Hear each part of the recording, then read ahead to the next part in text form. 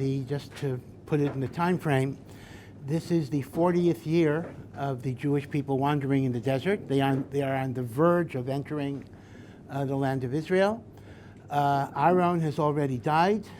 Miriam has already died. Moshe is going to die in a few months. See, it's a little misleading because we're going to have the book of Devarim, in which Moshe doesn't die until the end. So you get the feeling that that's going to be a long time. But the whole book of Devarim are his speeches the last month of his life. So really, we're very much towards the end. And in the 40th year, as we are still east of the Jordan River, right? Remember that, as you know from the Palestinian song, from the river to the sea, Palestine shall be free.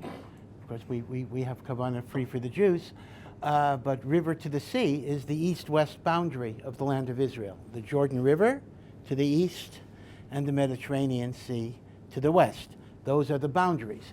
The Jewish people are not yet in the land of Israel. They are east of the Jordan River, but they already conquered some territory that belonged to Sichon and Og, and that's going to be the territory where the 2.5 tribes are going to be settling, on the condition that they go and they fight with the rest of their brethren before they go back. And the king of Moab is all of a sudden very frightened, and he hires Balaam, a professional sorcerer, to curse the Jewish people so they would be destroyed. And God told Balaam not to go, but Balaam kept on asking and asking and asking, because gold, silver, all sorts of benefits. Finally God said, go, but you will only say what I allow you to say. And 3 times Balaam tried to curse the Jewish people.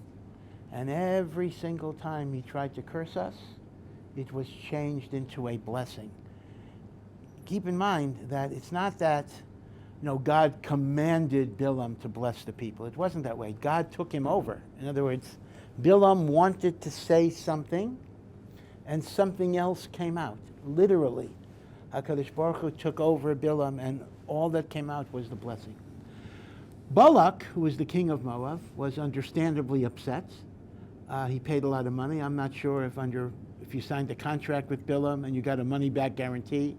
The Chumash is not entirely clear about the financial arrangements here, but Balak is very, very angry, and he basically tells Balaam, just get the heck out of here. Just go back where you came from, and you are a man of disgrace. You have been disgraced. God has withheld from you the honor of doing your job. So then what happens is Balaam has a spontaneous 4th speech in which he praises the Jewish people and the like. And that 4th speech is very, very significant. This is after he was fired, so to speak, because the 4th speech is actually a speech about Moshiach, about redemption. And in fact, there are a number of Messianic connections in Parshas Balak, in which he is Balaam, the prophet that God gave to the nations of the world. Balaam alludes to Moshiach quite a lot. First of all, the whole story of Balaam, in which he tried to curse, and God turned the curse into a blessing. That's exactly what the Messianic era is about. All of the nations that tried to oppress us, that tried to destroy us, that tried to curse us, they will bless us. Let's go all the way back in the Chumash. Remember the night before Yaakov meets his brother Esav. So Yaakov wrestles with a mysterious man who's actually an angel. He's the angel of Esav. And sometimes the angel pins him down, and sometimes Yaakov is winning. And then at the break of dawn, Yaakov is victorious, but the angel has to leave, because the angel has to sing to Hashem, and they're only given one chance, and if they don't make that chance, forever gone. And he begs Yaakov to release him. And Yaakov says, I will not release you unless you bless me. And what did the angel do? The angel changed Yaakov's name. Your name is no longer going to be just Yaakov, which means heal, lowliness. It'll be Yisrael. You have triumphed with God over the negative forces. So Yaakov emerged victorious, but not without injury. Yaakov was limping because the angel smote him on the thigh, and the thigh got dislocated.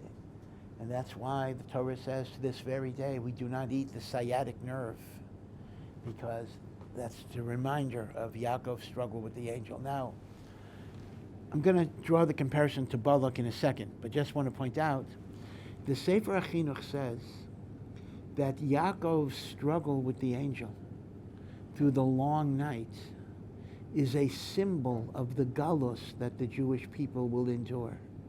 Galus is described as a long night. And in that long night, we will have a struggle on every possible level. We will have a struggle for physical survival. We will have a struggle for spiritual life. And there are times we're going to be successful, and there are times that the enemy is going to crush us. Just like Yaakov, sometimes he's on top, sometimes he's pinned down. But God is promising in Yaakov that after the long night of Galus, there will be a dawn. There will be a morning. So that would mean there'll be a geula, there'll be a redemption. And the very enemy that tried to destroy you will bless you and acknowledge your greatness. When that bright dawn comes, it won't be without cost. We will be limping because we've suffered tremendously in this galus. Holocaust and the Churban, Holocaust, then the Churban Beis HaMikdash much earlier, and then the Crusades and the pogroms. We're going to be limping, but we're going to survive, and we're going to experience that dawn. And the nations that tried to curse us will bless us. Now, that's the great story. So every time you don't eat a sirloin steak, which is from the hindquarters of the animal that has the Gid Anasha in it, you're actually affirming your belief in the ultimate redemption of the Jewish people, and the fact that the nations of the world will acknowledge us. It will no longer be this hostility.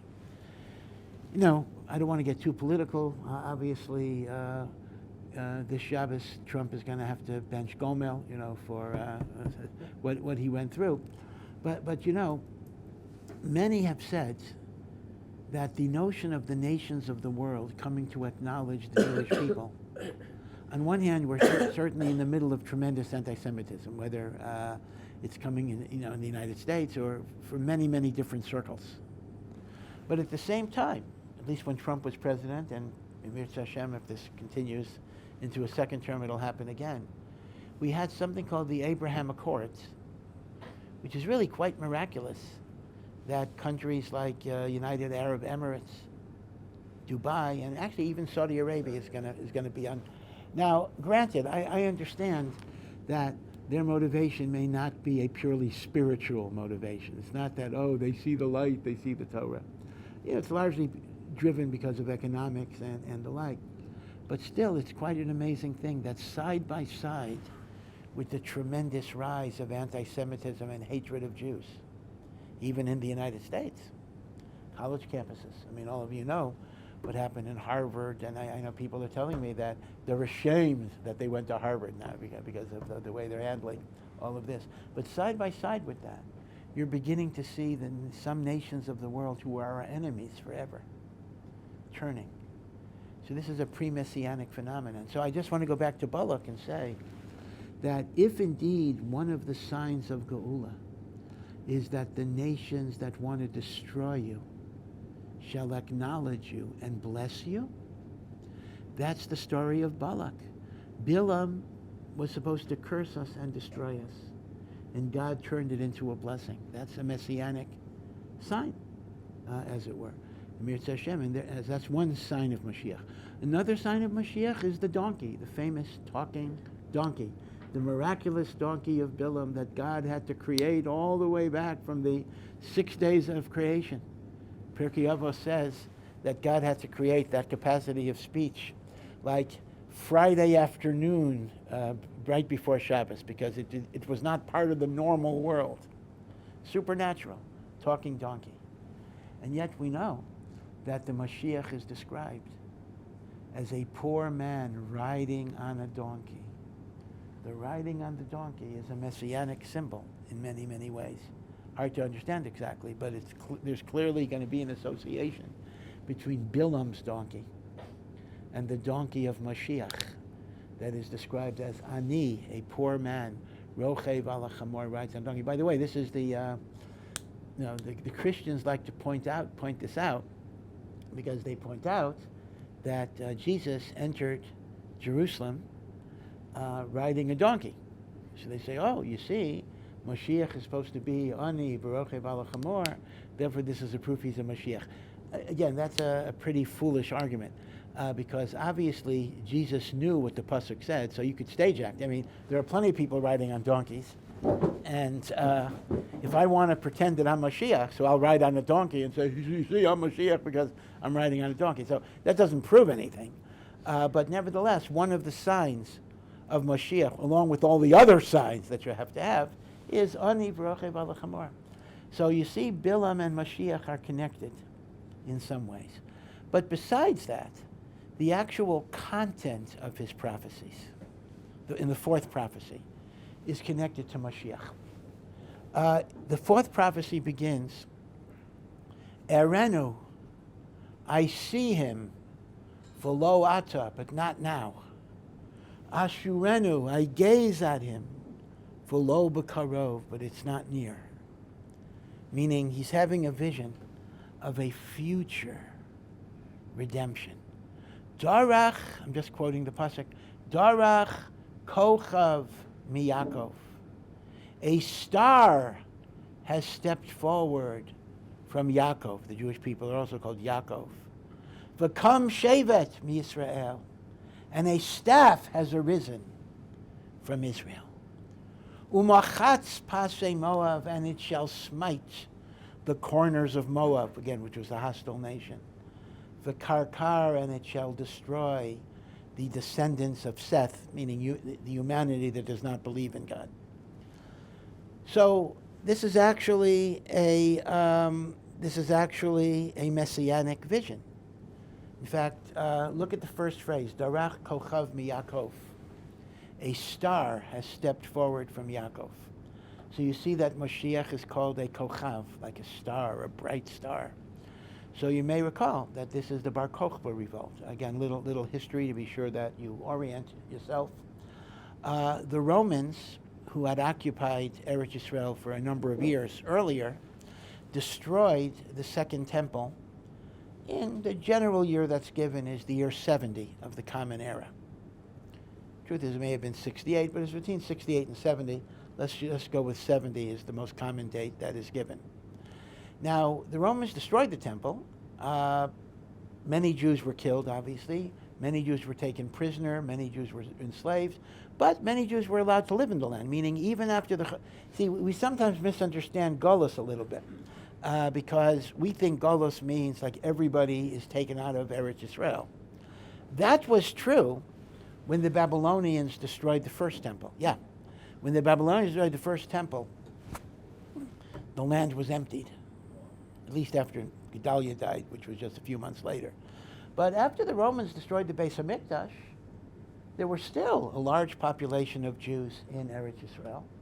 And in fact, many of them migrated to the north, meaning they left the Jerusalem area because it was kind of a dangerous place, but they migrated to the north, to Tzfat, to Tiberia, to the Galil, and the like. And what's interesting is, even after the destruction of the Second Temple, Jews were allowed to keep mitzvahs, meaning the Romans really destroyed the temple in order to squash a revolution against them. But they really, at that point, they were not targeting mitzvahs. You wanted to keep Shabbos, that's your business. Keep kosher, that's your business. Okay, people don't always understand that. Now, what happened, however, was around 65 years after the destruction of the temple, there was a revolt that the Jewish people organized to overthrow the Roman rule over Eretz Yisrael and to actually try to rebuild the third Beis HaMikdash. And the leader of this revolt, his name was Shimon ben Kuziva, or Kuzba, different pronunciations. Rabbi Akiva, the great Rabbi Akiva, who was the greatest rabbi in Klal Yisrael, who was very old by then, actually thought that Shimon ben Kuziva was the Mashiach that Hashem was sending. And initially, he gave him a name. He said, "You're not Bar Kokhba, you're Bar Kokhba." Kokhba means a star in Aramaic, Kochav. So Rabbi Akiva called him, "You are the son of the star," meaning you are the Kochav that the pasuk that Balaam refers to when he describes Moshiach. So Bar Kokhba was not his real name. Bar Kokhba was the name Rabbi Akiva gave him. So Rabbi Akiva was an enthusiastic supporter of the Bar Kokhba revolt. And the Bar Kokhba revolt, again around the year 135, 65 years after the Churban, the Bar Kokhba revolt was initially a very successful revolt. Bar Kokhba liberated around 900 villages and settlements and cities. In other words, he freed them, he liberated them from Roman rule. He minted a lot of coins. In fact, you can actually get it for not too much money. You can get a Bar Kokhba coin that was minted. It says Shimon ben Kuziva, Nasi Yisrael, right, the Prince of Israel or the Melech Yisrael, whatever it would be. So, and there's even archaeological evidence, this is pretty amazing, on the Temple Mount, that there are the foundations of a third temple that were laid based on the guidance of Rabbi Akiva, who paskined that Bar Kokhba was Moshiach. But then the tide was reversed. The fortunes of the Jewish people were reversed. The emperor at the time was Hadrian. In Hebrew, he's known as Adrayonos. Okay, he was not the one who destroyed the temple. The one who destroyed the temple was Titus. This is later. This is Hadrian. And Hadrian retaliated with overwhelming brutality and force. And the Bar Kokhba revolt in 135 was mercilessly crushed, and Custer's last stand was in Beitar. And it's not the modern Beitar, but it's not far from the modern Beitar. And the numbers that the Gemara gives for the Bar Kokhba casualties are frankly in the tens of millions. Now again, the commentaries say that that's an exaggeration. The numbers are not meant to be literal, but they are an expression of enormous casualties. The casualties in the aftermath of Bar Kokhba were far, far greater than the casualties in the aftermath of the Churban Beis HaMikdash. And what's interesting is, one of the tragedies that happened in the aftermath of Beitar, the destruction of Beitar, occurred on the 9th of Av. So it's the destruction of the temple and the destruction of Beitar, which was the destruction of the Bar Kokhba revolt. Hadrian did not allow the corpses to be buried. The corpses had to remain on the ground, above ground, so they would disintegrate, they would putrefy, there would be a disgusting symbol of the chutzpah of the Jewish people to have a second revolution after the Beis HaMikdash was destroyed. But as you know the story, a miracle happened, and those hundreds of thousands, if not millions, but at least hundreds of thousands of corpses did not disintegrate at all. They remained intact for 3 years. A supernatural miracle. Finally, I don't know why it took Hadrian so long to realize this, he realized there was no point in just having these corpses. If anything, this great miracle strengthened the Jewish people. So he allowed the corpses to be buried on the 15th of Av. So it was 3 years and 1 week, right? Beitar, the massacre was on the 9th of Av. 3 years later on the 15th of Av. And one of the reasons why the 15th of Av is a day of Simcha is because the Beitar corpses were given a burial. And this added something to our liturgy that we have to this very day. Originally, Birkat HaMazon, benching, had 3 brachos. The first bracha is thanking God for food, Hazanas HaKol. The second bracha, thanks Hashem for Eretz Yisrael, Al HaOretz, V'al HaMazon. The third blessing asks for Hashem's mercy on the Beis HaMikdash, whether it's in building, whether it's destroyed, and for the Davidic monarchy, and that ends with rebuild Yerushalayim. And that was the end. Benching ended after Baruch Atah Hashem, Bonei Barachamav Yerushalayim, Amen. In fact, that's why an Amen is there, because that was the original end of Birkat HaMazon. But after the Beitar massacre, a fourth bracha was added to Birkat HaMazon, that God is Hatov, He does good, He is good, V'Hameitiv, and He does good. And that was added in the aftermath of the Beitar massacre. God is good that the bodies didn't decompose. And God does good that we were able to give them a burial. Quite remarkable, because here you have, again, at least hundreds of thousands of corpses. And yet, Chazal saw the good of God, even in that tragedy. Baruch Hashem, the corpses didn't decompose. Baruch Hashem, we could bury them. Instead of cursing out God, because all these people died. So this is, but again, I'm just bringing this, by the way, this raises a whole bunch of questions. So what on earth? Was Rabbi Akiva just wrong? Rabbi Akiva thought Bar Kokhba was Moshiach. Rabbi Akiva supported the Bar Kokhba revolt. Oh, and I want to add something. The aftermath of crushing the Bar Kokhba revolt was not only so many people died, but that's when all of the anti-religious laws that we associate with Rome, not allowed to teach Torah, not allowed to do circumcision, that came not after the Churban Beis HaMikdash, that came after Bar Kokhba. Jews were barred from living in Jerusalem. Hadrian turned Jerusalem into a one big pagan temple to Jupiter called Aelia Capitolina. If you know the part of the old city they call the Cardo, which is now kind of a shopping center, that was the center of Roman Jerusalem when Jews could not even live in Jerusalem for more than 200 years. More than 200 years. The only thing the Romans allowed them to do was every 9th of Av, they could walk around the city and mourn and grieve. In a sense, the Romans are rubbing salt into the wounds. That is actually the source of an old minhag that some people have even today. Even today, they walk around, either on top or even on the ground level. They walk around the old city, around the walls of Jerusalem on the 9th of Av. That was an ancient custom that dates the time of Bar Kokhba, the aftermath of Bar Kokhba. So this raises an enormous question, which really I'm not really prepared to fully talk about. I mean, Rabbi Akiva was the Gadol Hador. Rabbi Akiva was the greatest of the sages of Israel. And Rabbi Akiva kind of bet his money on Bar Kokhba. Bar Kokhba's Moshiach. And Rabbi Akiva supported this revolt. And this revolt was absolutely catastrophic. It was catastrophic in terms of physical casualties. And it was catastrophic in terms of religious life. And Rabbi Akiva himself, when he met his death by scraping, his flesh, he met his death because he was teaching Torah after the Bar Kokhba. That's exactly right. He was a victim of his own support of Bar Kokhba, because that's ultimately why he died.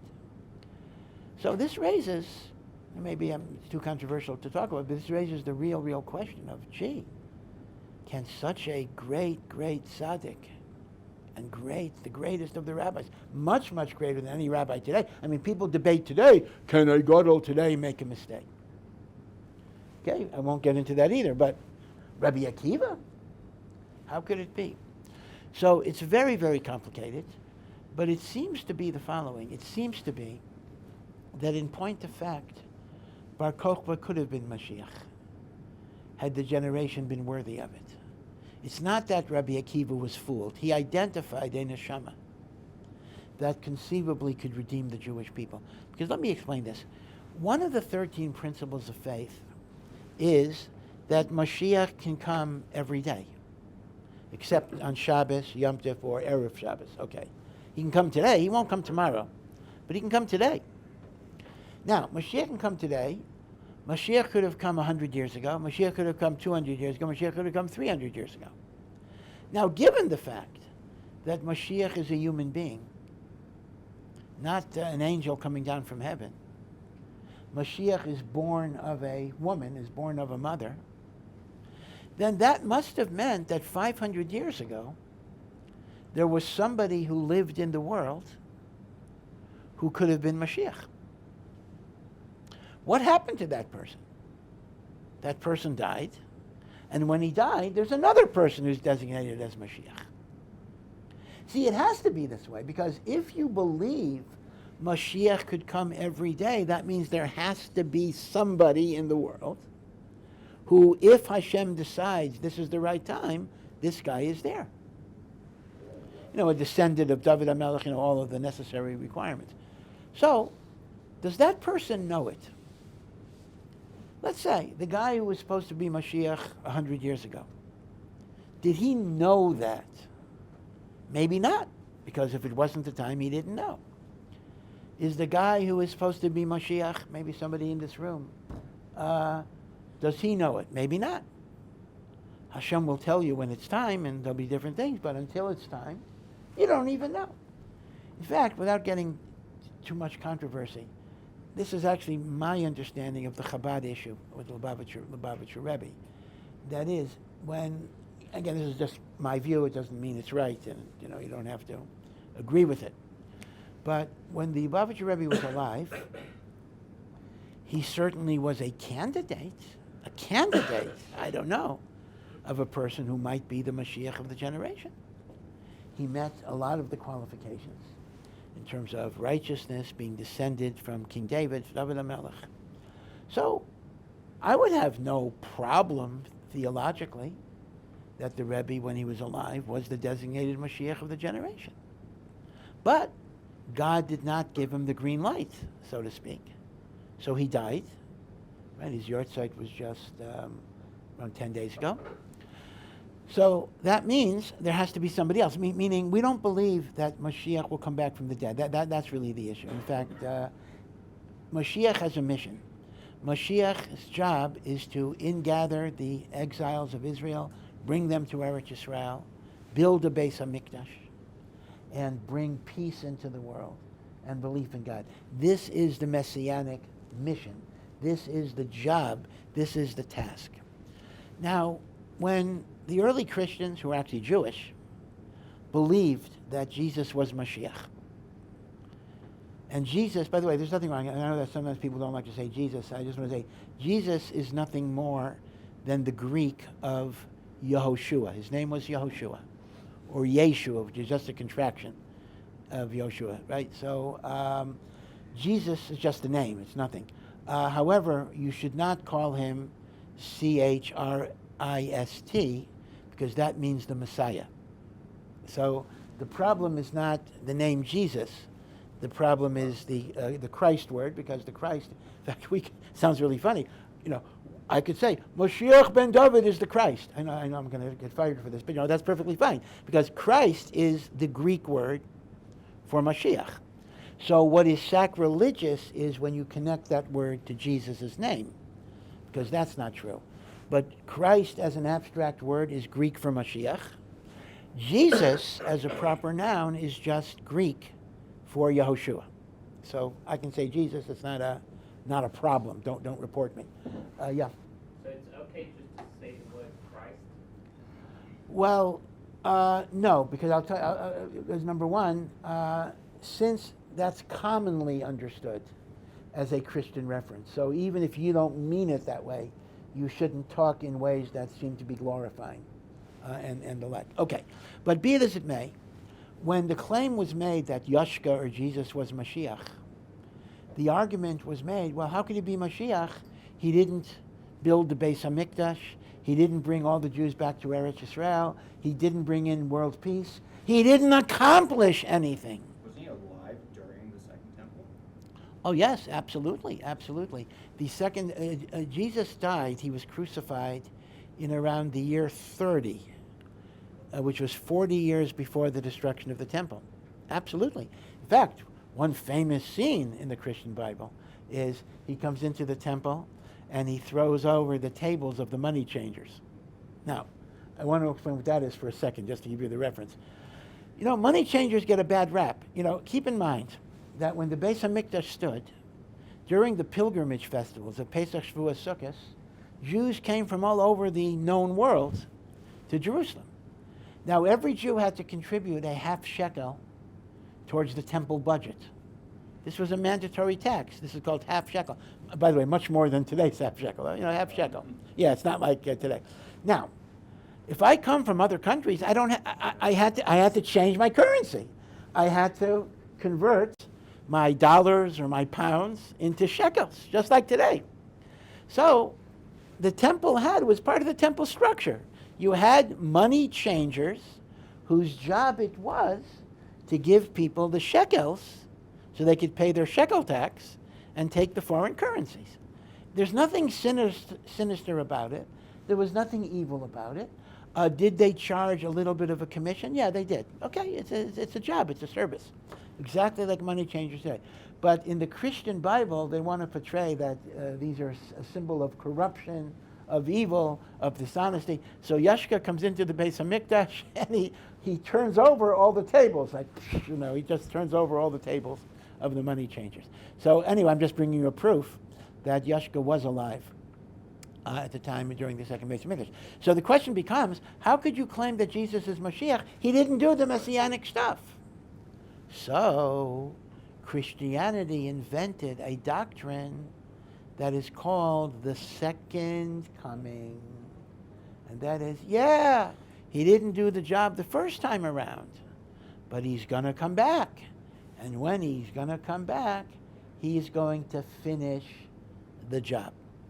So Ramban, who actually had a very famous debate with a Franciscan friar, actually was a Jew who converted to Christianity, Ramban makes the argument that Judaism does not believe in an idea of a second coming. Now, we do believe in resurrection of the dead, but that's true. But we don't believe Moshiach will die and then come back to finish the job. If somebody's Moshiach, they will not die until they get the job done. So, again, I don't want to get too political, but maybe it's just good for you to have basic information. So the problem with Chabad in this sense would be the idea that although it's entirely possible that the Lubavitcher Rebbe could have been the designated Moshiach of the... I don't know, but it's entirely possible. I don't know anybody much better. He certainly was worthy of it. But once he's dead, in order to still consider him Mashiach, you would have to go with the idea of the second coming, which essentially is a Christian-based idea. That's the problem. Okay, now again, I know Chabad devotes, or at least not everyone in Chabad, but a lot of Chabad devote a lot of time to show that just because Christians believe in the second coming doesn't mean we can't believe in it. Different person, right? Okay, that's true. So again, I don't want to get into that. But all I'm telling you is that the Ramban, at least, so that's one definite source, Ramban at least responded in his debate with a Jew who converted to Christianity that Judaism does not accept the idea of a second coming. So was there a potential Mashiach 10 years ago, 20 years ago, 100 years ago, 500 years ago? Yep. And that person died, so somebody else has to step in because we don't believe that the Mashiach will come back to do his job. Okay. So going back to Rabbi Akiva, which is really where I started, if every generation there is a Mashiach, but if we're not worthy, it's not going to come, maybe that's how you understand the Rabbi Akiva. Instead of simply saying Rabbi Akiva made a mistake, Rabbi Akiva could very well have identified the Mashiach of the generation. And he wanted to galvanize the Jewish people to be worthy of that redemption. And if they would have been worthy of that redemption, the third Beis HaMikdash would have been built. And that would have been the end of the exile. And, I was going to say we wouldn't be here today, but the truth is we would be here today, Yerushalayim, but, we wouldn't be, all the other countries. So, one way of looking at it is, Bar Kokhba is not a false Mashiach. Bar Kokhba is a failed Mashiach, meaning it's an opportunity that didn't materialize. So Rabbi Akiva was not wrong, but tragically, very, very tragically, the hope that he had was not realized because we were not worthy at the time. This is to be distinguished from false messianic figures, such as Jesus, for one, such as Shabtai Tzvi later. We've had our share of false messianic figures, but I wouldn't necessarily put Bar Kokhba in that category. Bar Kokhba may very well have been. And the reason I'm saying this is because it's very difficult to envision that a man as great as Rabbi Akiva just would have been fooled by a false messianic figure. So I think this approach at least allows us to make sense of the tragedy. Again, it was a great tragedy, the tragedy of Beit Ra'ah. Yeah. How do you differentiate between a false Moshiach and a failed Moshiach? Yeah, so that's a very, very good question. But I think the primary issue would be, I mean, there are a lot of differences, but the primary issue would be, are they encouraging the observance of the Torah or are they abrogating the Torah? Meaning if some messianic figure tells you you don't have to keep commandments anymore because it's a new world, definitionally he's a false Moshiach. So by definition, a minimal requirement, not the only requirement, a minimal requirement is that he is a figure that is calling for the full observance of the Torah and the mitzvahs. Yeah. Because I don't know if Sheptite's view was like calling for like minimal observance of Torah or not. Well, he but converted to Islam. no, I'm saying before he converted to Islam, like when he was like on his whole like journey or whatever. But I'm saying he obviously had like backlash from like other Gedolim and all things like that, and so did like the Lubavitcher Rebbe too. So it's just also. Well, again. I mean, I'm not here to say that Lubavitcher Rebbe was Mashiach. I mean, I'm absolutely not here to say that. I don't know. All I'm saying was that I didn't see anything wrong with his Hasidim believing that he was Mashiach because there has to be somebody. There has to be somebody, so why not him? If somebody would say, I'm Mashiach, and I would kind of say, well, I don't think so. And by the way, I want to say something too. Again, this is only my own speculation, so I'm not saying it as a rabbi of authority in any way. People say, well, why didn't the Rebbe deny it? Why didn't he say, before he had his stroke, why didn't he say he wasn't? Here's the problem. What if you don't know? What if you're a person who yearns for Mashiach? And what if you're a person who might be Mashiach? You can't say you're not, and you can't say you are. You're kind of waiting for God to give you the message. So my totally unsubstantiated gut feeling is that was the struggle that the Rebbe himself went through, because he was a person who deeply yearned for redemption. And people say, oh, what type of gaiva is it that you think you're Mashiach? Well, the truth is, if you might be, you got to take that seriously. What sounds like an insane delusion, like if we would have that thought, is not so insane when you're operating on that level. So I think there was a genuine, again, it's total speculation, and Chabad might hate me for it, I don't know, but I think there's something that the Rebbe himself was grappling. Is he? Is he not? God didn't tell me yet. I don't know. But maybe if people want it enough, there'll be a revelation. So that, I think, explains why the Rebbe couldn't deny it, and he also never really confirmed it either. You never, like people, well, why didn't he protest? Well, I don't think he should have protested, because you have to have a wait and see possibility with respect to these types of things. Okay? Yeah. How do you know about descent from David HaMelech? How do you know what? About the descent. Oh, how do we know that Mashiach has descended from David HaMelech? No, how do we know who is descended? Oh no! Well, the truth of the matter is, you can even go to a website where somebody lists like all the known descendants of David HaMelech. It's not that hard to trace.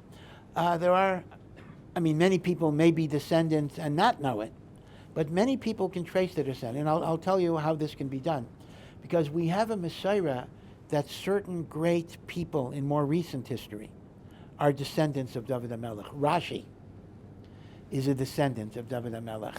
Maharal of Prague.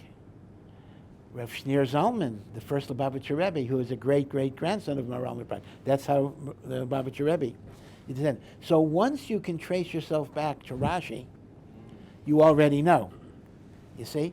And you can check. If you want to Google, I don't know what you would go, families of King David, you'd be surprised. They've identified like 10,000 people in the world who claim direct descent from King David. So it's not as difficult as you might assume. Yeah. Can Mashiach? I don't know. I remember hearing before that like Mashiach will eventually like die, and I was just thinking because the Sheptites' view was like, you know, I'm gonna kill you, and basically if you survive this, you know, shot, then you're Mashiach. If you don't, then you convert to Islam, you know. Yeah. Like, so I don't know. Like, Well, Mashiach will die for sure, because remember, resurrection of the dead is a separate stage that comes after Mashiach. Now, we don't know if it'll be 100 years after Mashiach or 1,000 years after Mashiach, but initially, Mashiach establishes a hereditary dynasty. So Mashiach will die, there'll be son of Mashiach, grandson of Mashiach, etc. But when I say we reject the second coming, we just mean Mashiach will not die until he's done his mission. So Mashiach will die after he builds the temple. But if somebody dies before the temple is built, the Ramban says that proves he's not Mashiach. Or at least, it proves he was not the Mashiach. I mean, he may have been the potential Mashiach, but he's not going to come back as the Mashiach. Yeah. What's the source that lets us know that Mashiach can't be someone who's already passed away? So the question is, what's the source? It's a very, very good question. Ramban, my source is Ramban. Now the question you're asking is, what is Ramban's source? It's a good question. I'm going to have to check. Off the top of my head, I don't know what the Ramban source is, because if anything, there is one source in the Gemara that actually seems to say Mashiach can come back from the dead. The Gemara in the time Rav Yehuda Hanassi was discussing who could be Mashiach. So it said, if he will be from the dead, it'll be Daniel, and if he's among the living, it'll be Rav Yehuda Hanassi. So that is actually a source that seems to say Mashiach can come back from the dead. Now granted, you can interpret that source differently, but it's certainly not a source against the Chabad position. So I'll go back and check. I mean, I can tell you that we do have this definitive statement of Ramban, but you're also correct. Ramban himself should need some type of source for that assertion. Yeah. Yeah. You think? Just curious, when did Rome actually end up leaving Yerushalayim? You said after the Horban, after Bar Kokhba. What was their last presence? Oh, when did Rome get out of Jerusalem? I guess I pushed out by other nations. It was not until, it's complicated because the Roman Empire itself eventually split up into the Western Roman Empire and the Eastern Roman Empire, which was, the capital was Constantinople in Turkey. So when that was a split up, Eretz Yisrael was under the Eastern Roman Empire. And that's when it became Christian and everything like that. And the Western Roman Empire was conquered and vanquished in 476. But the Eastern Roman Empire lasted until 1453, when the Turks took over Jerusalem, and they created the Ottoman Empire that lasted for 500 years. So really, if you consider the Eastern Roman Empire to be a hemshech of Rome, which, it's not so clear, you're talking about 1453. You see? So there was this Roman presence in Eretz Yisrael, until fairly recently. And then the Ottomans came in, who were Islam. Then Islam, etc. And then you had the Crusades. Now, under the Crusades, there were years that Jerusalem was Christian and years that Jerusalem was Islam. I mean, that was the Crusader period. But eventually, the Ottomans came back, etc. And until 1917, then the British for a short time, and then the state of Israel. Okay, we'll stop here and have a good Shabbos. Thank you for listening to this Awesome Eich production. To find out more and to partner in our mission, please visit ohr.edu.